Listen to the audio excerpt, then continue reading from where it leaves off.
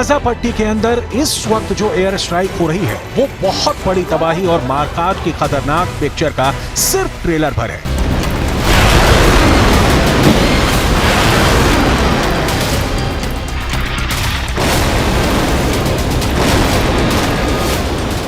आगे क्या होने जा रहा है, इसके सबूत इस वक्त यहां गाजा बॉर्डर की सीमा पर नजर आ रहे हैं। ये इजरायल के वो मरकावा टैंक हैं जो करीब 1980 से एक्टिव है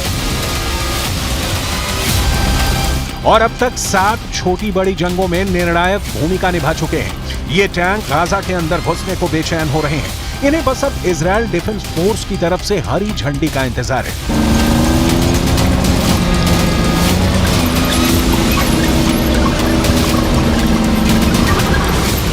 दूसरी तरफ गाजा के अंदर एयर स्ट्राइक अभी भी लगातार जारी है।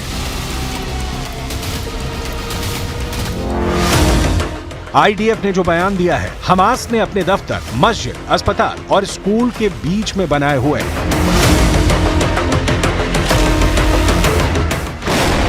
लेकिन फिर भी आईडीएफ चुन चुनकर हमास के आतंकियों का खात्मा कर रही है। द टाइम्स ऑफ इजरायल अखबार के मुताबिक हमास के 1500 ठिकानों पर अब तक इजरायल की एयरफोर्स एयर स्ट्राइक कर चुकी है। इजरायल ने national Islamic bank of Gaza को भी नष्ट कर दिया है।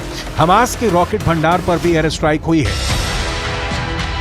पूरे गाजा के अंदर इस वक्त धुएं का गुबार उठता देखा जा रहा है।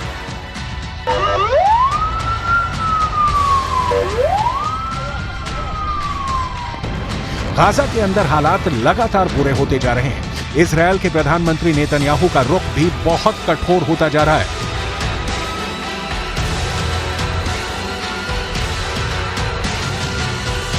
नेतन्याहू ने अपने ट्विटर यानी एक्स पर एक वीडियो भी अपलोड किया है जिसमें हमास के तमाम ठिकानों पर बमबारी दिखाई गई है।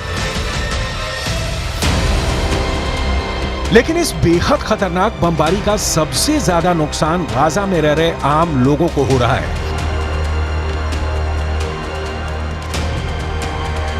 गाजा में मौजूद करीब 20 लाख की आबादी की जिंदगी और मौत पर बनाई है।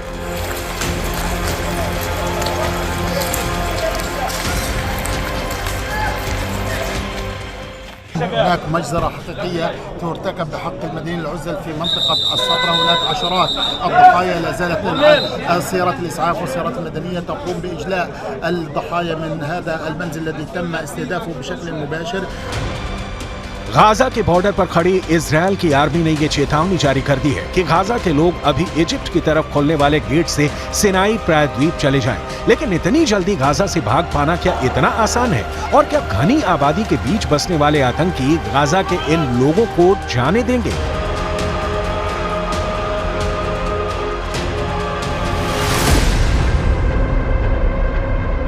ये भी बड़ा सवाल है क्योंकि हमास के आतंकी अगर युद्ध की पूरी तैयारी कर रहे हैं तो वो गाजा के रहने वाले हजारों लाखों मर्दों को भी अनिवार्य रूप से लड़ने के लिए मजबूर जरूर करेंगे।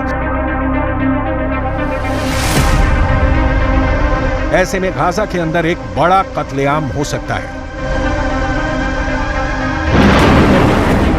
युद्ध को खत्म करने के लिए तमाम अपीलें की जा रही हैं, लेकिन जिस तरह का काम हमास ने किया है, दुनिया में हमास का समर्थन कम हो रहा है और इसकी सबसे बड़ी वजह यह भी है कि अब इजरायल की सरकार ने हमास को इस्लामिक देशों से अलग थलग करने के लिए जबरदस्त प्रोपेगेंडा वॉर शुरू कर दिया है।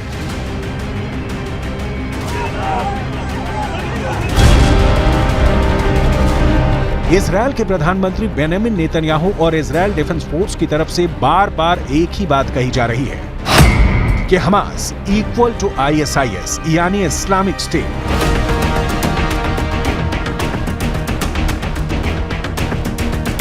राष्ट्र के नाम संबोधन करते हुए सोमवार की शाम भी इजरायल के प्रधानमंत्री बेंजामिन नेतन्याहू ने यही बात कही है।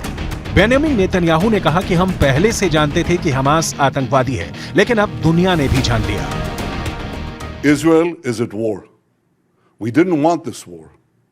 It was forced upon us in the most brutal and savage way. But though Israel didn't start this war, Israel will finish it.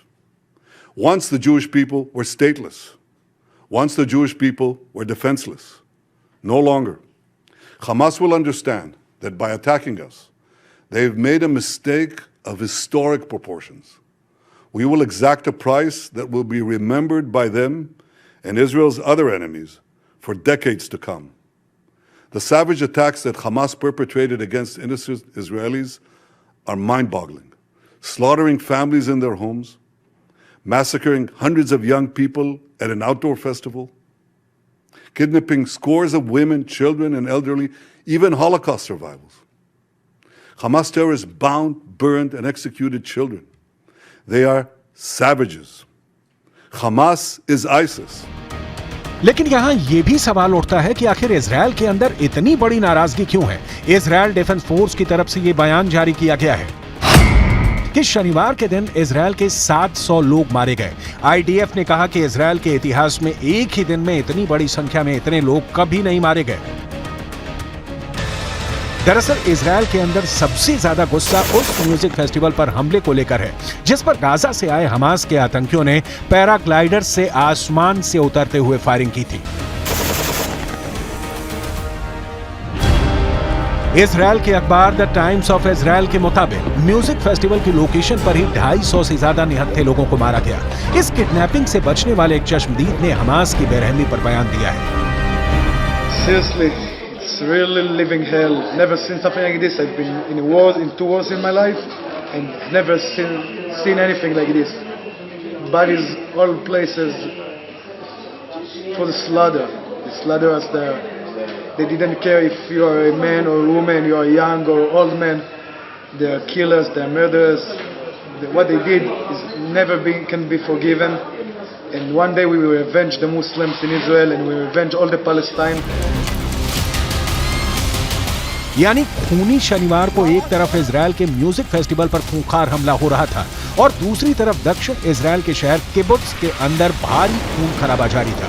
Israel की ऐसी ही एक लड़की ने अपनी दादी के मारे जाने का खौफनाक वाकया बयान किया है जिसके मुताबिक आतंकियों ने एक बूढ़ी औरत को मारकर उसका ही वीडियो बनाकर उसी के फेसबुक पर अपलोड कर दिया।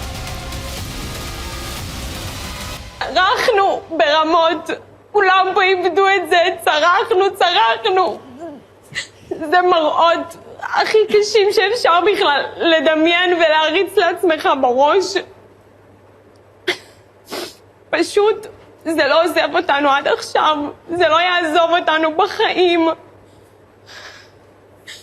הקיבוץ עבר גיהנום.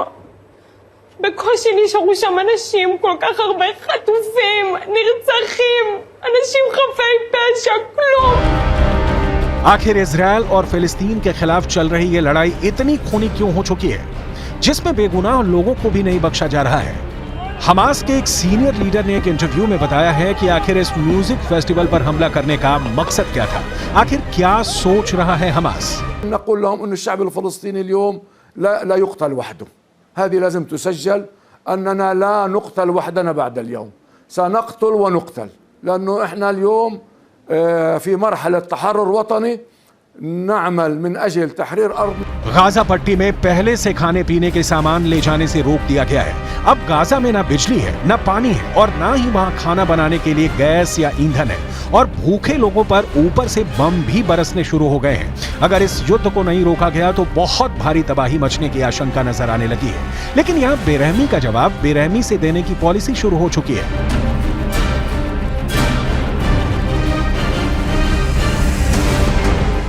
संयुक्त राष्ट्र ने एक बयान में कहा है कि इजरायल की नाकाबंदी के बाद गाजा शहर में पीने के पानी की भारी कमी होने की आशंका है। संयुक्त राष्ट्र मानवाधिकार संगठन ने भी इजरायल का विरोध करते हुए कहा कि गाजा पट्टी पर इजरायल की पूरी तरह से की गई घेराबंदी अंतर्राष्ट्रीय कानून के तहत प्रतिबंधित है। नागरिकों को उनके अस्तित्व के लिए जरूरी सामान से वंचित करके उनके जीवन को खतरे में डालने वाली घेराबंदी करना अंतर्राष्ट्रीय मानवीय कानून के खिलाफ है।